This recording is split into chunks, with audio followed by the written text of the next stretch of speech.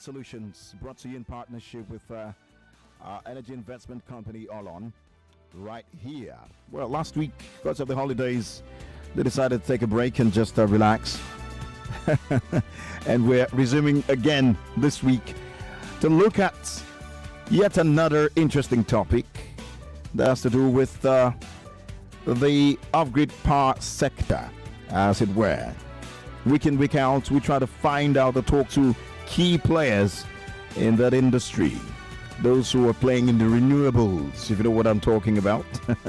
And we've spoken to a cross-section of experts and key players in that industry in the past 3 years or thereabout on the show.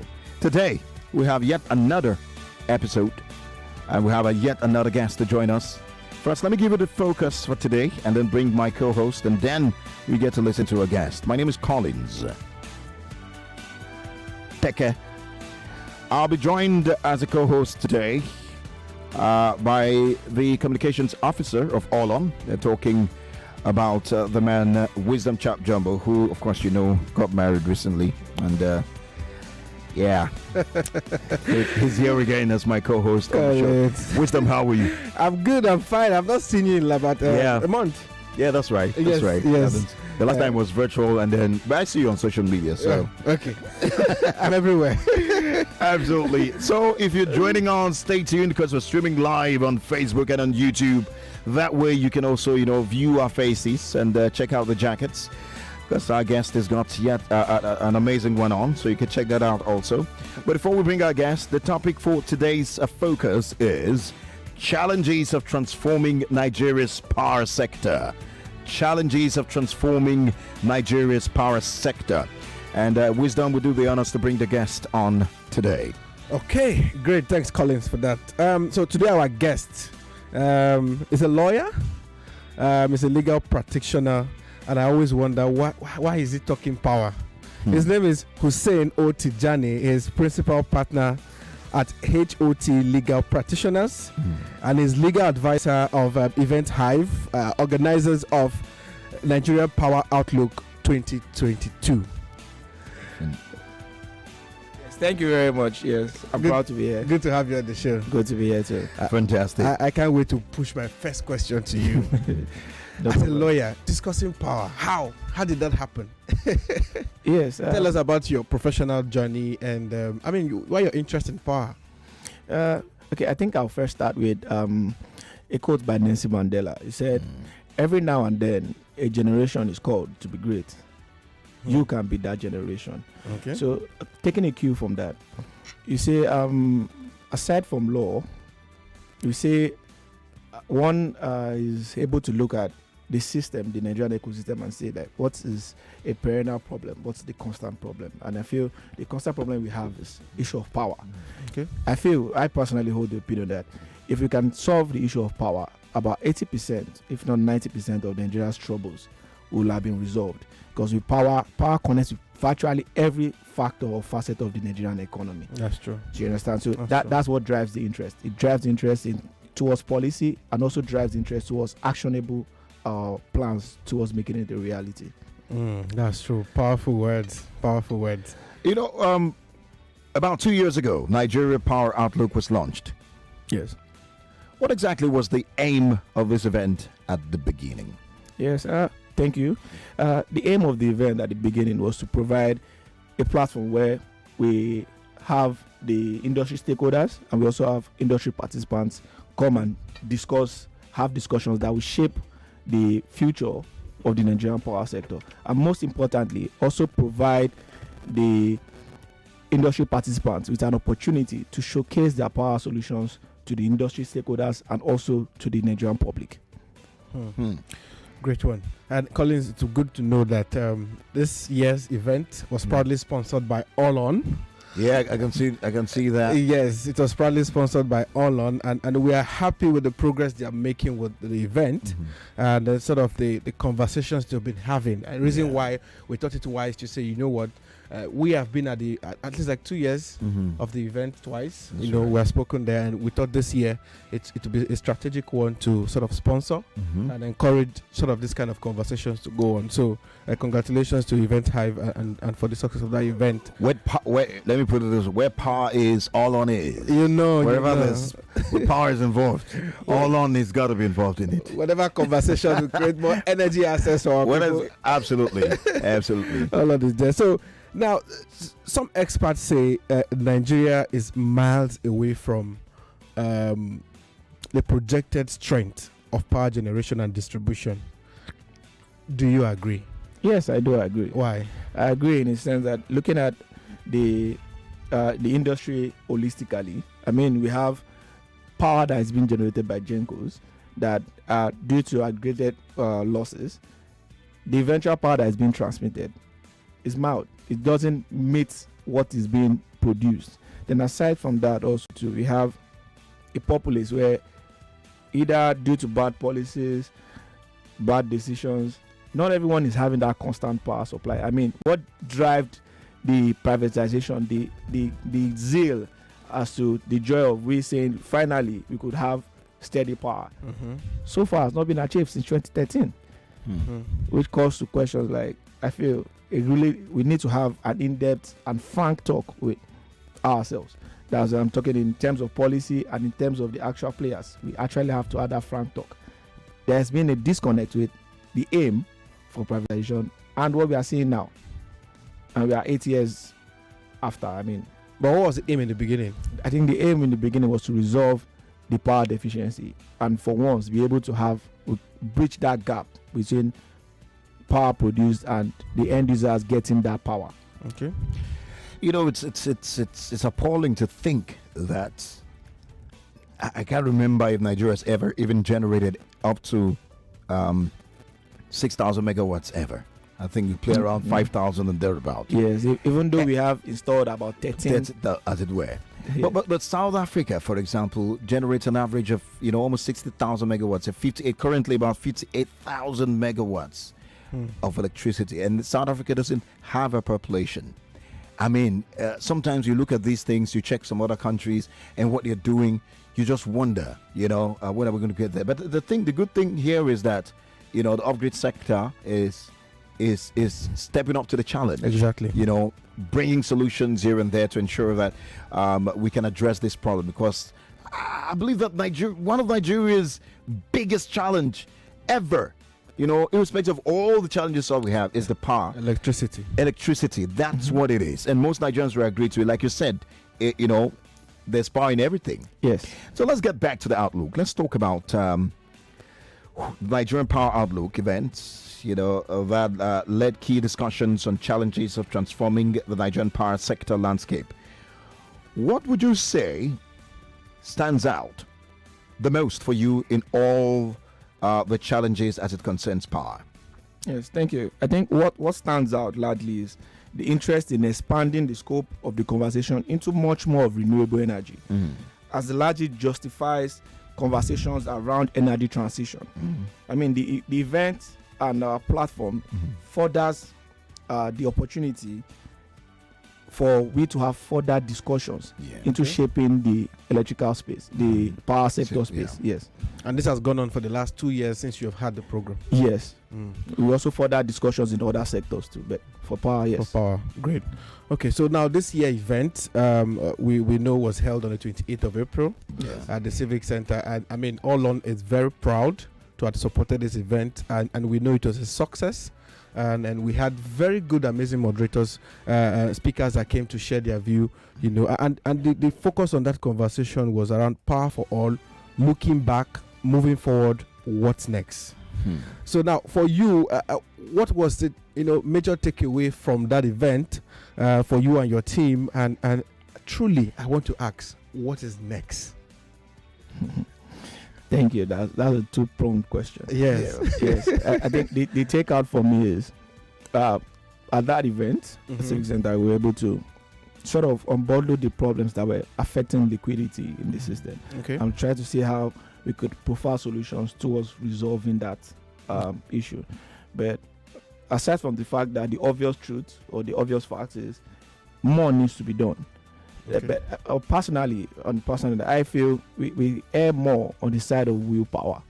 When I say willpower in the sense of the government, the policymakers, and also of the industry stakeholders.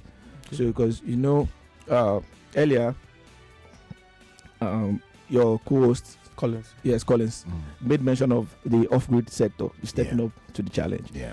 Yes, it's good. The off-grid sector is stepping up to the challenge, but in the NEC mini-grid regulation 2016, there's a particular clause there, section 21 sub 5, which basically says any area where an off-grid personnel or participant is taking place in, once a disco decides that area, whether unserved or underserved, falls within my 5-year expansion plan or any of my expansion plan, they can basically just come in and take over. And at that point in time, you as the off-grid operator, you only have two choices, which to me are unfair. First one being, you have to sell to the discos at a rate that NEC will also sort of serve as a middleman. Okay. Or you simply, if you refuse to sell, you have to decommission. And we need to look at it in the sense that what is the true aim of privatization to begin with? What is the aim of, we even say we're having a mini-grid regulation? Bearing in mind that this mini-grid regulation is just coming to sort of formalize what has been happening. Yeah. Okay. We just didn't have the law. It has been happening. I mean, in 2012, GV basically came in and we had the 55 kilowatts in I think Eche, yes, Eche local government, which till date has been providing power to over 600 homes, 24/7. So now it comes to mind, why do we have that particular clause embedded in the mini-grid regulation? But many experts have come on this program to hail that mini-grid regulation to be one of the best that we have around. I mean, have around there, and I mean, in other countries, even in other countries, compared to, because I know that one of the biggest successes, we're doing analysis. There's a time we had a number of guests here with Dr. Weber, and we're doing an analysis of, comparing, the policy as far as it comes to policies in this sector, compared to what is obtainable in some other African countries, including India, even in India. We realize that the Nigerian, policies in Nigeria in this sector are, more flexible and even more empowering, engaging than that. But you're worried about that particular clause, right? You see, I hold the opinion that the first mistake we make as Nigerians is we compare. We have our own special intricacies. So in comparing, you are really doing yourself a disservice. I mean, when you are comparing yourself with maybe, let's say, South Africa, they don't have militants blowing up pipes. Do you get? There's no threat to whatever installation you are making. But looking at that mini-grid regulation, I mean, looking at the intricacy of it, bearing in mind that most players, you see, even with the mini-grid regulation says basically is of two facets. It says, if you are producing within 100 kilowatts to 1 megawatt, you need to register. You have the option of registering. There's no compulsion on you to get a permit. Then if you are producing more than 1 megawatt, you have to get a permit. But interestingly, if you check, majority of those that are playing in that sector, in the mini-grid sector, their installations are less than 100 kilowatts. So you see, it's like we seeing, there's a law, and you look at it and say, look, if I go and spend money, develop all these things, and the disco just comes in and pick it up. I mean, so that could be the reason why a lot of people are skeptical. They don't want to go big as far as that's concerned. And we need to encourage people to go big. We need that because it's clear. I mean, the templates for the discos is failing. It's clear. Well, why do you think, since you brought this up, why do you think that particular, because I mean, this looks interesting, why do you think that clause was put there in the first place? Do you? I think to the only reason. Yeah, the only explanation that comes to my mind is protection of interest. I mean, these are discos. We say there's privatization since 2013. Yeah. But to interest you that 40% of the equity of those discos are owned by government. They only sold about 60%. Interesting. So you look at it that, are we really private or we are having a state-owned organization? I mean, calling it private. Do you get? So I mean, we look at where there's, to my own mind, there are conflict of interest in lines of the policymakers, bearing in mind that you also know that these discos, you can't really face them out of business, because by doing that, you're also facing the government out of business. Collins. So, I mean, if we don't move away from that particular conversation, it looks like it's a major, because that alone just changes the entire show right now. I wanted to say we have a lawyer here, so he will look at every area. But no. Apart from that, I mean, what he mentioned, it's vital. I think it's vital, and maybe not today on the show. Maybe another time. Some other time we'll spend more time to look at it, and also get a call on the stakeholders. That question of why. I mean, you said that the reason could be to protect interest. Yes. But that we need to dig deep into finding out, if this is serving as a bottleneck to allow the off-grid sector to grow, people to get more interested in it, then it should be taken out. And how can we now start talking about agreeing for it to be out? How do we go about the process of doing it? Why was it put there in the first place? These questions, of course, they're not questions I want to ask you, because, of course, we wouldn't have answers to them. But alternative access to power, such as the off-grid models, and many experts, say that, like you've mentioned, there's a pathway to recovery in the sector. You mentioned one of the challenges. Of course, you just talked about one of the challenges. What are some of the other challenges, still hindering the success of off-grid solutions, especially solar, for example? I mean, last week we asked people on the show here that, look, why are you not using solar? I had to put it out there. Why? Give me a reason, genuinely, between you and I. Why are you not using solar? You're spending so much on diesel, you're spending so much to get fuel. The national grid you are hoping is prayer. You get to hope to get light, and then you're spending it for those business owners. You're spending a whole lot. So why are you not using the alternative or a solution that is even cost effective, it's safe, it's clean, and all that? People give different reasons. But why do you think we still have this challenge, especially what's stopping people from using other solutions like solar? I think the major stop blocker would be cost. Okay. So I mean, let's leave. If you everybody could dream up various reasons. Underlining is the issue of cost. And I feel when you want to purchase the solar systems, it might be cost daunting at first. But typically as Nigerians, we rarely play the long game.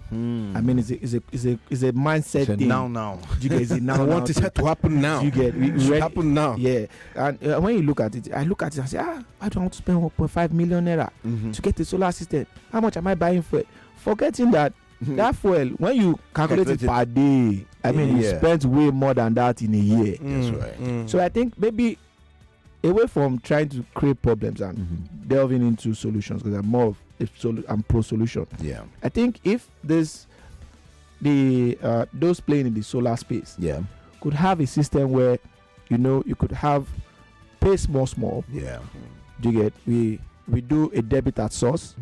Maybe it's just that those that are not in the salary structure might have a problem of trying to say, can we afford? Would we be able to pay? I mean, we can't. If you are doing that system of pay small, you suffer the risk of this person not paying at the next date. But if you are deducting at source, it's civil servant now, for instance, you say, okay, you are deducting this money for a period of 2 years. We take it small. You can have it now.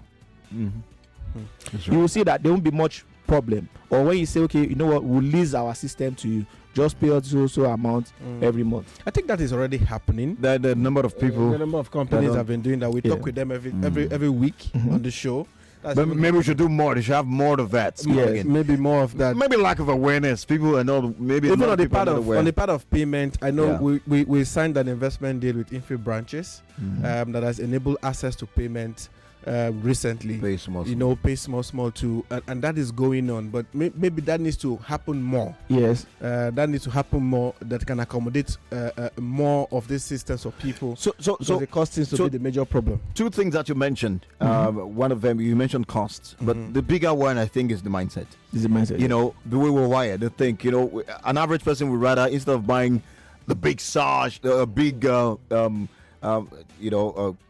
or if you like, what's the word, of milk, for example, you rather have small sachet, buy every day, You know, because you feel like you're not spending too much. That's right. But when you add all the money you have So- spent to buy that small. It's a whole mindset thing, and I agree with you that needs to change. That needs to be addressed, even before we talk about the cost itself and paying small it well. I totally agree with you. If you're just joining us, we are 7 minutes away from saying bye-bye, and it's been a heated, interesting conversation today on Power Solutions. Of course, it's brought to you in partnership with All On. And I have as my co-host today, Wisdom Chapp-Jumbo, the man from the South. Joining me on the show today, he is the communications officer of All On. Also, our guest is a lawyer. Of course, you understand why he did. Hussain Tijani, principal partner at the HOT, legal practitioner, legal advisor for Eventhive.ng, organizers of the Power Outlook. We've talked about the Power Outlook 2022, which happened in April. We've talked about all of these. We also got into the challenges stopping people from buying or getting into renewables, buying solar. And we just stopped there for a moment. And we'll be wrapping up in just a moment. I think Wisdom has got the next question. Yes, great. Thanks. We are time is fast spent already, but I have this question. Now the issue of power.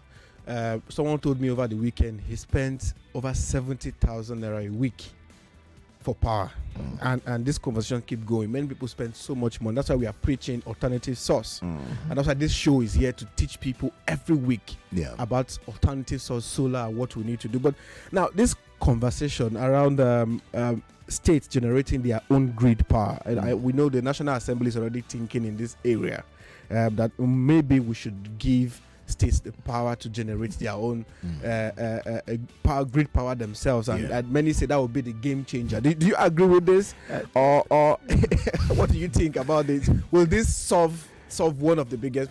Look at Lagos, and Lagos is working already in that area. Lagos is working on the policy. My head is turning on you on that question. So if states begin to generate their own power, are we going to start solving this problem? Oh my. Well, in actual sense, I'll be frank with you, I doubt that will solve it. I doubt, my doubt is founded on the fact that if states start generating their own power, aside from the issues that might arise with the current model, there's TCN. Are we going to say that we're going to have states-owned transmission companies? There's the Nigerian Bulk Trading Company. Are we going to have that for the states also too? Aside from the fact that, you see, with power, I feel when you have a head, if the head of that state now does not necessarily align or is not really engraved in the nitty-gritties of power, we'll have a problem where you've willed everything up until a particular person, and that person may or may not deliver on it. I think and one other challenge I see with states running it and it's the same problem that we see with the federal government running it, is that it is not a revenue. They're not operating like a private company. I mean, for a private company, if you want to increase your profits, you must also ensure that your results there's value. There's value for money. But now look at this in the sense of the Yoruba will say Ogata. What does that mean? So basically what it means is whether or not the power, if the grid comes to the states or states with federal government, whether or not salaries will be paid. Whether you work or deliver or not, salaries will be paid. I mean, if you operate a truly private system based, you know that if you do not work, there will be income. If there's no income, you can't get paid. That's right. And without you having income, you can't expand, you can't improve. Do you understand? So the key thing is, on board do this thing. National grid is a fallacy. It can never happen. Since 2013 till date, no disco has declared profits. Wow. I mean, it took, as of 2020, CBN had to escrow the accounts of discos. Wow. Man, we need to bring you back. we certainly have to be back and have this conversation. I mean, it's very interesting. I'm loving the direction of the conversation because we're hitting the nail in the head, and I love it. So to better explain that, so what he said in Yoruba. So I remember that we're wrapping up with that when I was at the FRCN. So then, when any of us would say we want to go into the private sector, we want to try other places, people will be like, you don't know the private sector now. If the station is not making money, they won't pay you. They won't get paid.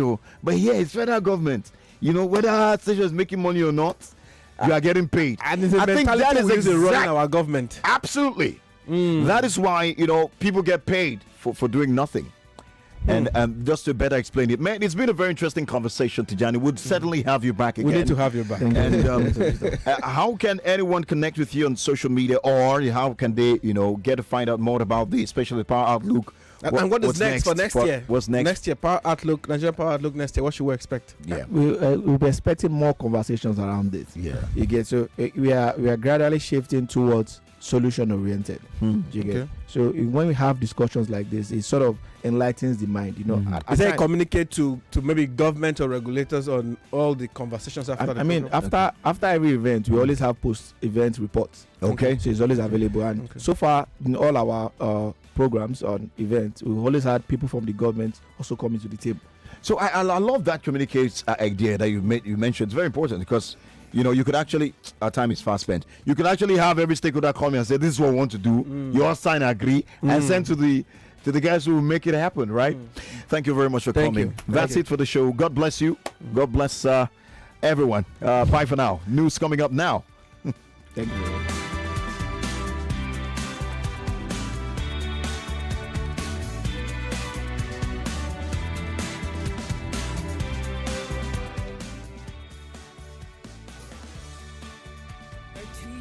For personal, religious, whatever reasons, who do not want to take it.